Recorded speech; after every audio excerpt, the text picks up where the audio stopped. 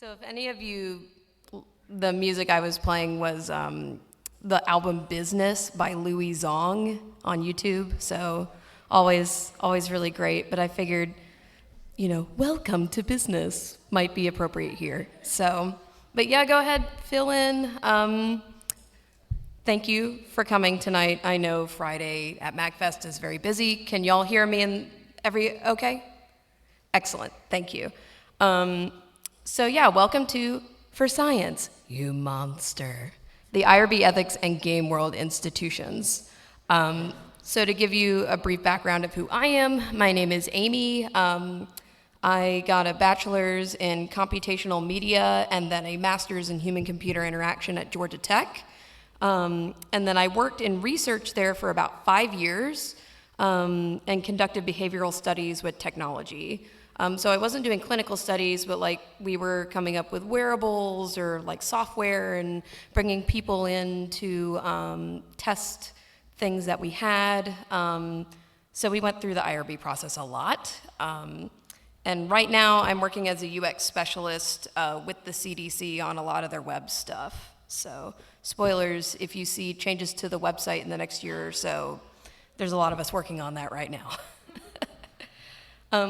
So before we get started, I do want to give you a quick warning about content. We will briefly discuss a couple of things for historical context, including torture, death, unethical human experimentation, Nazis, and breach of consent. If at any time you feel like you need to leave the panel, please do. That's absolutely fine. I'll try and take questions toward the end. The way that I lay this out is I like to start with some basic info and context, just so you have an idea of the baseline of what we mean by the IRB, why it's important, how it came about, and then we'll kind of talk about some different fictional institutions that may or may not had IRB diegetically. So we'll take a look at that and then think about that a bit further.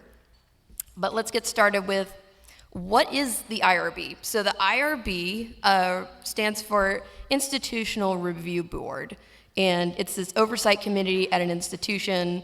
That could be a government institution, that could be a research institution, either commercial or academic, that reviews experiments, make sure that they're essentially kosher. We want to make sure that people who are involved in any kind of experiments, whether that's clinical trials or, consumer testing, whatever, is justified, the risks are minimized and there's a benefit or a purpose to it that makes sense, and we're not just setting people on fire, things like that. So it protects those things, but also, especially in the digital age, it covers identifiable information, which is similar to things like HIPAA in healthcare, where any kind of information or pieces of it that can be put together and traced to somebody, we have to be very careful about that. Because with identity theft, it's very easy to reconstruct somebody's information or say oh, there were only 5 people in this study with this very specific thing, you can trace them. So we want to make sure that people are, what stays in Vegas kind of thing. And then the animal counterpoint to that is the IACUC. That's the animal version of the IRB.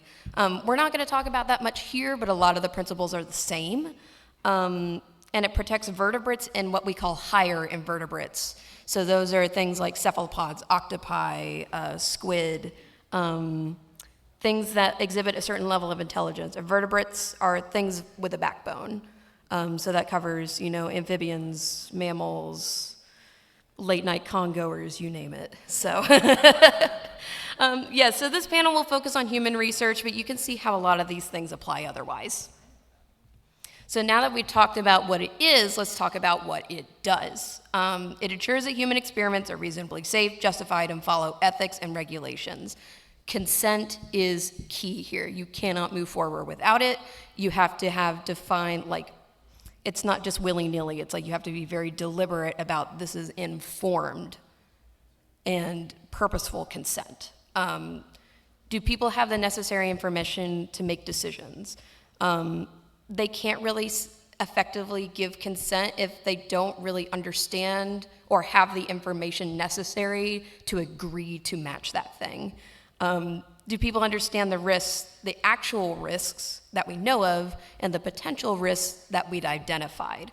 As researchers, it's our job to identify those risks so you don't have to come in and say, well, you didn't not ask about the spikes on the floor, so... And then, yeah, are people able to give informed consent? This can be for a number of reasons. It could be because you're a minor. It could be because you're intoxicated. It could be because you are under some kind of hard or soft pressure. Like, if you don't participate in this research, you may or may not have a job next week. So making sure that like there's no coercive, like coercion does not equal consent. And then risk versus benefits. Are you doing it for a good reason? Does it make sense? Don't do it just because you wanted to, just because you thought it was fun. This isn't Tony Hawk Pro Skater 3 Park Builder. And do the actual potential benefits justify or outweigh the risks? Sometimes this is pretty clear, like if you're asking somebody to test your game, I don't think they're gonna hurt themselves on it, but you wanna make it worth their time and compensate them for that. And if there's a higher risk, are there safer alternatives? Like some research is, like the baseline of the nature of the experiment, it's dangerous. But what measures are we taking so that it's not reckless and we're trying to minimize those risks that we know of and that we may anticipate? And then one last thing about consent, I have a note here called giving the game away. So some research studies, especially behavioral ones, you may need to withhold certain information that is not necessary to consent. Like I was doing a study where we were measuring like what people think about a certain wearable, like whether it's socially acceptable or if it's distracting. But the part of the information we gave people that was necessary to the study was like, you're going to be playing a game with this person, and this is how the game works. So people need to know enough to understand the risks and what's being asked of them. Like, do you understand the risks of sitting in the exit row seat? But you don't have to tell them the details of the study that might compromise that, but like are not ethically dubious. Like, you don't have to tell them what's on the snack cart coming down the aisle, but you need to tell them what it means to sit in the exit row seat. So who comprises the IRB? You actually have to have a medley of people. You can't just have one like, oops, all insert type of person here. You need at least 5 members with various backgrounds. At least one must not be connected to the entity running the experiment. So you need at least one outside person to be that outside voice. And at least one should not be a scientist because, scientists get stuck in their ivory tower. Sometimes they need somebody to kind of like rap on the glass and be like, so. They must be able to review the type of research in question. So they have to have a little bit of familiarity with it. And then researchers can serve on IRBs, but cannot review their own work. So like if you submit a study, you can't be on that board that's trying to prove that, go on there and be like, I think that you should green like this because it's cool and good, and yeah, don't ask about it. So yeah, IRBs must be independent and free of outside interests, and that kind of goes with that consent coercion thing that we were talking about earlier. And the IRB can be hosted in a couple different places. The most likely place you'll find them is at a research institute like Georgia Tech. We have our own IRB system inside of it because we just have such we're a research institution. We're having to go through so many, and we have a diverse amount of faculty and other people that we have the means and the capability and the need to have it internally. But you can also go to another agency that has it, including a commercial IRB that meets these same criteria. So let's say you want to run a study. The process, this is a super simplified version of this. Like, my inbox got so full trying to do so many drafts of this, but the kind of cookies and milk of it is you submit your research proposal to the IRB. They're going to check your homework, make sure everything checks the boxes, it looks good. If it's approved, they will send it back to you, kind of like reviewing a paper, and they'll be like, this looks good. Go ahead, nobody's losing fingers today. That's great. If it's rejected, that means that they give you the feedback, like they give you constructive feedback to say, like, this is why we rejected it, so you can make those changes and amendments, and you can resubmit it again. So, like, sometimes you get caught on, like, you might miss a little detail or two that your team didn't really think of, and that's why that review board is there, to make sure that, like, it's locked tight and you've checked all your boxes and covered all your bases. So a lot of times when you're doing it, the first draft usually doesn't make it all the way through. It's usually just minor changes where they want clarification on a couple of things that it's like, well, we didn't really think about that, like exactly the timing of sessions, or like over time, like how long this will last, things like that. So it's not really a big deal. It's just you cannot proceed unless you get that approval. And then so IRB protections, what things the IRB kind of helps you cover. There's something called the Common Rule, and that's a set of regulations that was adopted in 1991. That's as old as I am. So relatively recent. Protecting human test subjects, but it's been revised a couple times, in federally funded research. So any of your, corporation for public broadcasting, viewers like you, kind of stuff. The IRB must review and approve to continue, and there are also additional protections for what are considered vulnerable groups. That's incarcerated people, that's children and minors. We did a couple of studies with kids, and we needed to get their consent as far as they could, but then also their parent or guardian to say, like, this is okay. Participant data, we have to protect that. We have to encrypt it. We have to store it in different places. We have to delete and shred it later after X amount of time, especially if it's not being used. We can't just give it to people because they ask us for it. They may follow additional regulations, like the FDA has additional regulations because they're testing like food products or more potent things, especially that are sent to many consumers. And then some studies with lower minimal risk do not require approval or written consent from participants, but they're still reviewed by the IRB. So if it's something pretty inconsequential, like play testing something, and you're technically doing it with federal money and the risk is low enough, it should be okay, but you just want to cover your bases. It's the right thing to do. That's the takeaway of this panel is, like, is it the right thing to do? So key considerations before we start getting into a little more historical context. These are kind of the three things that you have to think about. Do the risks outweigh the benefits? Is everyone protected as much as possible? We include researchers and anybody that's involved in this. So it's not just the participants, you also have to have the people that are conducting this study be protected. And are there less risky or otherwise reasonable alternatives? Like, are you taking the most safety precautions that you can and should? Yes? I'm so sorry to interrupt. I was the last panelist. I think I left something there. Okay, yeah, come on up. You're good. So yeah, keep these in mind when we cover historical and video game examples. These are like the three kind of measurements we're going after. The keys? Yes, that's what I was looking for. Thank you. Sorry. No, you're good. So a little bit of historical context. So Nazi science and the Nuremberg Code. This y'all might have heard about this a little bit, but this was really the catalyst for thinking about, how do we treat people in experiments? Because people were and were not thinking about this.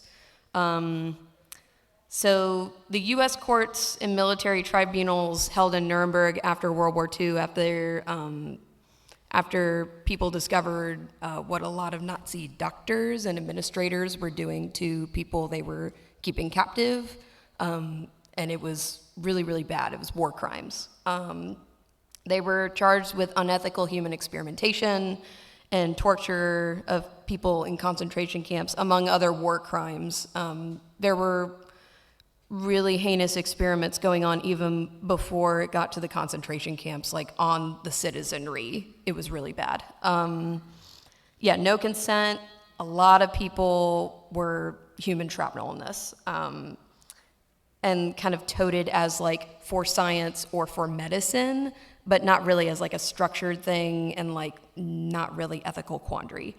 So the Nuremberg Code was established in 1948. This isn't really a law, but it's like we all agree internationally that this is bad and we don't want it to happen again. And it says the voluntary consent of the human subject is absolutely essential. This is like, we're codifying this now. We're making it official. It's canon. Benefits of research much outweigh the risks, and yeah, it's an international document. It's not a law at this point, but it's like, this is the baseline now that we all agree that we're gonna go forward with. And then a couple further regulations. The Declaration of Helsinki, that was in '64 with several revisions afterwards. That was drafted by the World Medical Association, and that kind of elaborated on more of the standards we wanted, ethical standards we wanted to have for biomedical and clinical research. And then the National Research Act in 1974 in the US, that was passed after the reveal of the Tuskegee syphilis study. The news of that coming out and becoming widespread and reported on was kind of the catalyst for Congress to address the problem. But it summarizes ethical principles and guidelines for human subjects research, respect for persons, beneficence, and justice. Because if you didn't get that from the Nuremberg Code before, we're really underlining it now. Yeah, and then additional regulations and revisions. And then California and Maryland have more expansive rules on this. So a university in Maryland might have to go through one or two extra hoops or check boxes. We have the baseline of the IRB stuff, but then you can also have state laws that can be imposed on top of that, if the research is like done with state funding, stuff like that. So this is an example. This is just a sampling of a couple of the different failures in human experimentation, at least in the United States, that we know of. So yeah, we were just like letting loose bombs in the desert and like having viewing parties for them and like not telling people. Thalidomide and DES, these were given to pregnant people and resulted in pretty severe birth defects. Kind of given as a medication, not really thoroughly studied beforehand, and just kind of given out to people. The Tuskegee syphilis study, I think everybody's at least heard of this one. This went on for like 40 years. It was really bad. And it was it started as one thing and then mutated into another experiment without any revision process or really oversight. The Milgram obedience experiment, that's where you're shocking somebody and you hear them in the other room. The Stanford prison experiment, where a bunch of students were essentially bubbled in a prison simulation, and it kind of got out of hand. Project MK Ultra, just slipping LSD to people and seeing what happened. And then even the 2014 Facebook emotion study, where Facebook was tweaking the algorithm of people's feeds and seeing how it impacted people's moods, generally negatively. So that was definitely a more recent example that may or may not still be applicable. So before we get to the video game examples, let's go over this one more time. Do the risks outweigh the benefits? Is everyone protected as much as possible? And are there less risky or otherwise reasonable alternatives that you could or are taking? So let's keep that in mind as we start talking about our first example. Good old Aperture Science. Personal favorite. Yeah, they were a commercial research entity specializing in physics, among other things. And they were founded in the 40s, around when the Nuremberg Code was established, so Cave Johnson should have been aware of this. Yeah, so this is a brief timeline. I won't go through all of it, but it started off as, in the 40s, and then went into the 2000s. If you play Portal 2, you go through the different phases of this. This is where a lot of the notes come from. Up to 2000, when Shell is. But also bearing in mind the National Research Act and the Belmont Report came out in the 1970s. So they were kind of like two gates that they kind of blew through in this time period. So let's talk a little bit about what they did. So in the 50s and the 60s, initial testing in asbestos rooms. And we knew asbestos was bad at this point, and they did it anyways. And the first tests were repulsion gel, which begs the question of why did you have to have people test it when you could have thrown objects? I mean, even the space program, it breaks my heart, but they use animals before people. Send some shrimp on there or something. And there were many issues with the experiment design, mostly that there were essentially no guardrails. It was just throw people in a room with the gel and a lot of tall surfaces and just, fun ensued. Test subjects are volunteers at this point, though. They are signing up for this. They may not be fully informed of what's going on, but they're people who are familiar with risk, like how the space program recruited test pilots for their initial stuff. And then you start getting into miscellaneous experiments. First I have a quote here from the repulsion gel thing.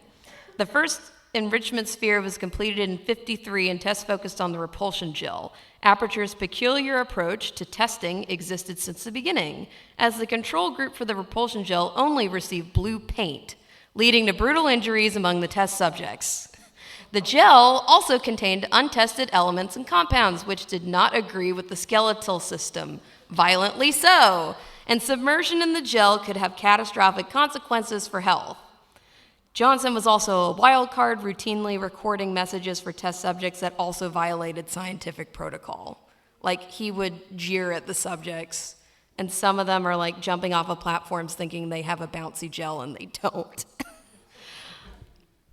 So some of the additional research that they did, let's see, combining human and praying mantis DNA for some reason. Study postponed and changed to other tests without revision procedures. This is part of what happened with Tuskegee. But yeah, what justification do you have for making mantis men? Combat tests that are not elaborated on. Exposing humans to jet engines to dehydrate them? What is the purpose of making a human raisin? What do you learn from that? Irradiating subjects to intentionally grow tumors that were used to then run more experiments. Applying lasers to subjects' blood in efforts to synthesize gasoline. Renewables. And then administering coffee laced with fluorescent calcium to monitor brain activity, which is a food safety issue. But yeah, some of these were experiments that started with the repulsion gel, and then Cave Johnson decided he wanted to do other things for science. But yeah, changing an experiment requires resubmission to the IRB and reapproval, even tiny changes. You can't just be well, we have some DLC for this, but we don't have to do the release notes for those. You can't just change it on a dime. So yeah, the workplace was also hostile for the researchers because they were kind of thrown into these rooms and kind of told to do stuff, and they didn't have any codified safety measures or OSHA compliance at all. But eventually word got out that Aperture was not the shining beacon on the hill that people thought it was. At its peak, over 1,000 tests were performed per day, although it remained a hostile workplace to both test subjects and employees. Cave once fired a disabled employee on the spot to save on making access ramps. So there's many layers in that one. So the 70s and the 80s, deregulation and cost-cutting measures were enacted. So research also includes propulsion gel in this point. So if you get to this point in Portal 2, that's the orange stuff. Then conversion gel and teleportation technology. But not making any change, no notes from the last propulsion gel studies. We're just gonna do the same thing, like throw people in a room and just hose them with the stuff. And then disadvantaged groups were deliberately targeted and like recruited for the tests. $60 were offered to vagrants and unhoused people in return for participation. The ethical enticement served to provide a steady supply of disposable test subjects and as a distraction from the mountain of legal paperwork they had to sign. So people who were not really in a position, like they were being coerced because of desperation, were essentially being pulled and like, we're gonna go after those people because they can't say no. You can't give proper consent if you're being preyed upon. Let's see. By 1976, victims of Johnson's predatory practices could earn another $60 for volunteering to be vivisected, fitted with undisclosed science stuff, and then reassembled. Notably, tumors would be removed at no extra charge. So that's also expanding on, like, that's not what you said was covered in the study. Like, you can't just give people an extra $60 to, like, do weird body stuff to them. And they were aware of what was going on. Aperture was well aware of the multitude of laws it was breaking and focused on maintaining secrecy.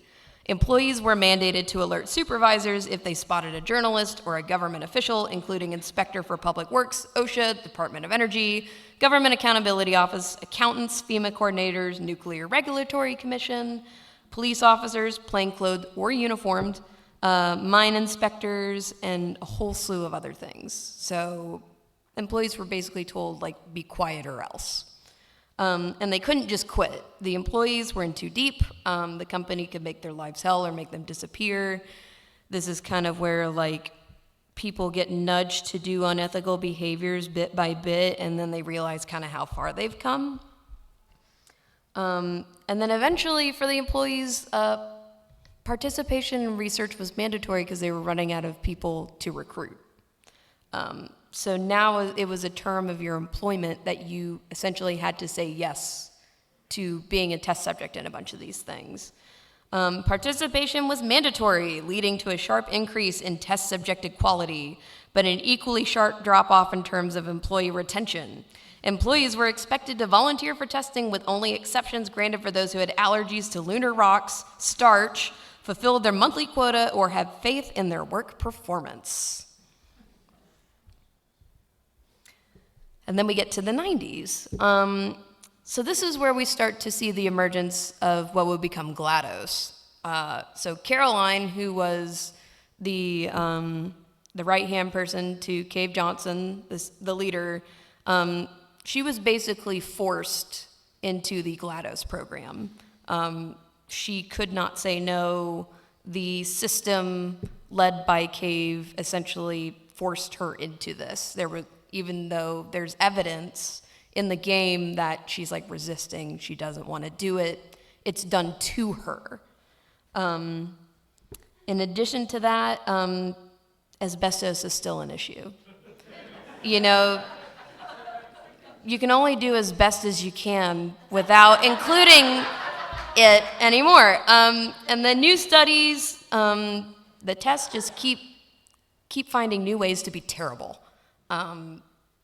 Including when GLaDOS was activated, which was like on a take your family to work day, which is a great time to do like initial beta testing for an AI. And none of those people who showed up knew that it was going to be turned on, agreed to having the room flooded with neurotoxin potentially, which it did, which killed a lot of people. GLaDOS just about killed everybody on site. And the remaining scientists had to like outfit her with the morality course to, like, that's where that comes from. But then you also have other test subjects, which we can assume are other researchers who worked there and were forced to be there, were kept in hibernation and then woken up for the express purpose of being tortured. You can see this at the end of Portal 2 Co-op, because GLaDOS is like, you know, Atlas and Peabody, go open the vault and you've saved science. And it's just a whole bunch of people in pods that are sleeping, that are like, dish them out and throw them in the test chambers. So there's no way to opt out of that, and we don't even know if they opted in. And laws and protections could have changed by the time they were asleep. Like, we're not grandfather clausing this stuff. Yeah, the extended relaxation annex is riddled with ethical issues. So let's look at Aperture's report card. The risks did not justify the potential, if any, benefits. There are more red flags in this than a high school color guard, I swear to God. Yeah, subjects could not give enforced consent because they were coerced, either by force, money, threat of unemployment. There was tons of important information that was omitted. You were unable to leave or opt out of the experiment. That's another important thing, is like, you can leave at any time, and you should if you want to. And then targeting vulnerable groups is just nasty. And then people were purposely introduced to danger instead of the opposite. Like, let's throw the researchers in there, and if they bounce around on the gel, we'll learn more. Like, no need for handrails, nothing like that. And then alternative testing was feasible but not used. Like, you could have used inanimate objects like dummies for a lot of this stuff. You could have done a lot of preliminary testing before you threw people at the problem in that kind of way and not the thinky way. Initial health and safety materials research would be very helpful. Animal testing, safety equipment, for God's sakes, a helmet and knee pads. Safer experiment design and protocols, like have it built in, safety built into the thing that you are doing. Because a net is only going to be able to hold you as much as there's like, you know, the mesh and the threads to hold it there, and that's your safety. Otherwise, it's just like this. And that's essentially, maybe that's why they're called Aperture, because it's just a big old hole in their experimental design. But yeah, the failure to minimize harm and the negligence and active performance of harm are two sides of the same unethical coin. So, like, the absence or not doing something is just as bad as doing something in this case. So yeah, I love these graphics for Aperture Science. They're not sufficient, you know, conveyance of giving informed consent. Like, some of these, you're not quite sure what's going to happen to you if you agree to this. Like, for all you know, it's got something to do with hula hoops.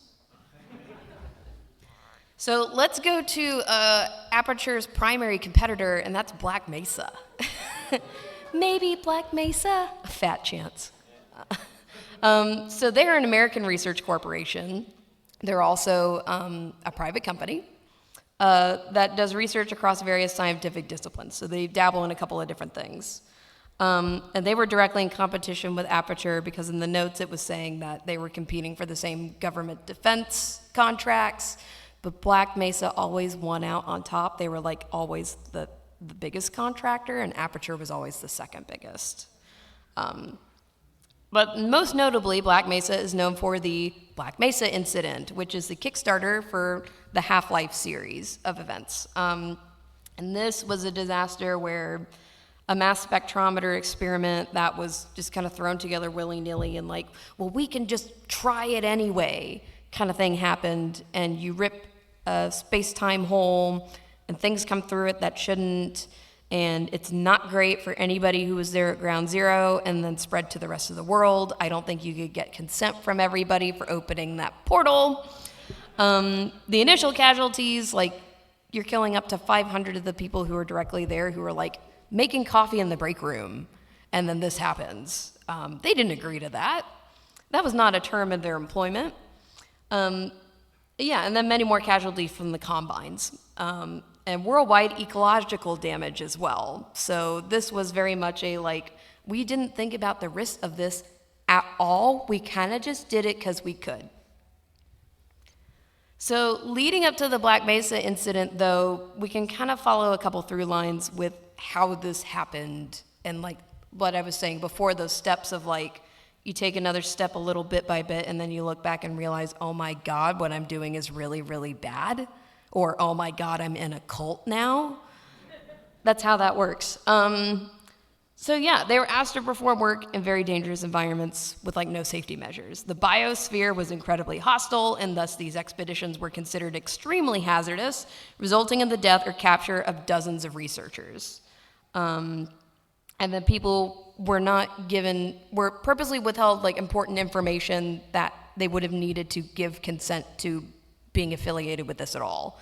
Aside from key personnel in the Lambda team, many of Black Mesa scientists were not appraised of the true source of the samples that were retrieved from that dangerous area. Like, oh, what's that?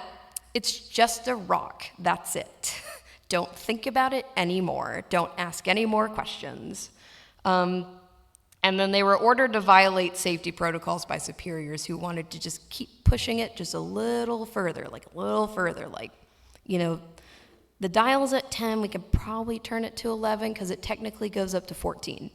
So testing material samples was in violation of standard anomalous materials handling protocol. The supervision team ordered that the new sample replace the original chosen sample. So like people were like doing the swappy cup thing with the samples. And then people were dismissed when they brought up safety concerns and essentially tried to whistleblow, like that was punished. The day of the experiment, in a deviation from standard analysis procedure, the research team was ordered to overclock the spectrometers, so they were like being directed by a superior to purposely do a dangerous thing out of protocol. So even if it was approved, they kind of broke the rules and went out of bounds. So yeah, there were a couple people who raised concerns about this apparently, but they were overruled. This is also a recurring theme in a lot of different disasters with engineering and such, where like a couple people will notice something's wrong and they'll try and whistleblow about it, but they're either superseded by their superiors, or there's the pressure to deliver, or something like that, that keeps people from like stepping away and kind of looking at, am I the bad guy? So, Black Mesa findings now. The risk did not justify the potential benefits. It is not time for you to live up to your full life consequences. You can't perform experiments just because you have to have a purpose for it. Like in the IRB, you have, like in your proposal, you have to say like, this is what we're hoping to prove or disprove. We're not gonna do anything else besides this because we know that's a separate experiment. And then continuing despite knowing of the extreme risk. Like it wasn't justified anyways, and they did it anyways. The repercussions were global. Civilians, you know, head crab zombies and whatnot. And then safer alternatives to experiments, we don't know. Like they were already dealing with a weird other world that they maybe should not have been meddling with, as is the case with a lot of sci-fi. So when in doubt, don't do it. So next I'd like to talk about Shinra, which is interesting because it's not solely a research entity, it's primarily a commercial energy company, among the other weird stuff they do. So they're an industrial superpower, and they essentially function as the government, which makes any kind of consent pretty difficult to do without any sniff of coercion. So they do genetic engineering, aerospace, all kinds of stuff. You may recognize some of the programs that they're doing here. But Shinra has been involved in many immoral human and animal experiments, with Professor Hojo spearheading most of these projects. It creates monsters and other mutated beasts for military use, which leads to the increase of them roaming the planet. Like, they just let them go. They experiment on the effects of Mako energy on human subjects. In small doses, that leads to enhanced warriors who enroll in soldier. But prolonged exposure creates machanoids, essentially like monsters, like you turn into a monster, which, are you told that before you sign up for soldier and agree to be injected with Mako? I'm willing to bet no. So let's talk about Genova for a second. So these were the genetic experiments that resulted in Sephiroth. But Genova, which was an intelligent being who could have given consent and probably should have been given consent, was not. And then Sephiroth, there was no way he could have been given consent for this. And then the soldier program. Let's see, I have notes about Genova. Then the whole Genova thing, like trying to make a super soldier, like the perfect mesh of like human, really smells of eugenics, which is really bad. And that smells a lot like Nazi war science. And scientists knew Genova was dangerous and posed extreme risk, but they decided, let's just F around and find out, essentially. Especially if Shinra viewed eugenics as a benefit. That's like a whole, that's a very root ethical problem. And then experimentation on fellow researchers is especially dubious. That comes with that consent to coercion thing that we were talking about with Aperture, with the employees, because Sephiroth came from one of the researchers. And then the soldier program, which was an extension of the Genova program. Again, we're just kind of continuing with the study, even though we had set the baseline of this is the scope creep. We're just gonna keep doing stuff. So it's a fun mix of genetics experimentation and irradiation. So you're messing with genetics on a biochemical level, and then you're also just irradiating people. So the effects of Genova cells were not known. They could have done testing on that before to see, but Mako poisoning was known. It's like the issues with asbestos were known. Let's see. Yeah, participants were probably not notified of the reunion theory, which is where you turn into a zombie and essentially hive mind report to Sephiroth. I don't think a lot of people who signed up for soldier knew that that was a possible risk of them joining the program, and it's irreversible. Do they know the truth? Do they know this before they agree to the program? And then a couple other examples are Red 13 and Vincent Valentine. Red 13 is not human, but essentially an intelligent creature. So, and we'll quantify as a person here. So that's still a problem. Kidnapped, tortured, incarcerated. The IRB and IACUC would have Shinra's head for this. And then the breeding experiments I found very distasteful as well. Also kind of eugenics-y stuff. And then Vincent Valentine, he was actually an employee who did try to whistleblow on the Sephiroth project and this is bad, we should stop. But then was punished for that. He was essentially experimented on after he was pretty much killed. No posthumous rights, no way to reverse that. He became an object in the eyes of the experimenters. Neither could give proper consent, the circumstances, and when in doubt, no. Exactly. So Shinra. The risk did not justify the potential benefits at all, especially because the benefits they were looking for were ethically dubious, and because, additional benefits, it's like a private company, military, to essentially keep their thumb on people harder. And then the experiments continued out of scope despite the known risk and potential risk. And then participants and researchers both were deliberately harmed. And then safer test designs and alternatives, we're not really sure. Like, I thought about this for a minute and I couldn't really think of like, how could I make these experiments safer? Because one, I was hung up on like, it's already pretty unethical to do this. But, you know, I guess if they really, really wanted to not be the most terrible they could have like done testing on Genova cells in isolation. They could have had a smaller pool of subjects who were notified of like more of, if we irradiate you with this, these things could happen, are you sure? That kind of stuff. But essentially Shinra used outsized political, economic, and military power to exercise their will. No consent in the picture whatsoever. And then the Mass Effect series, I didn't have time to get into this that much, but every other side quest, you could do the same thing. The Krogan genophage, there's a whole multi-game arc spanning this and the ethics of it, which if you haven't played the series, it was a population level experiment where like an entire sentient race was genetically changed so that they would be rendered infertile. And then ESO experiments, we don't really know what other members of the galactic community were doing, but at least for human experiments, we have notation that it was pretty bad and like a not an ends justify the means kind of thing.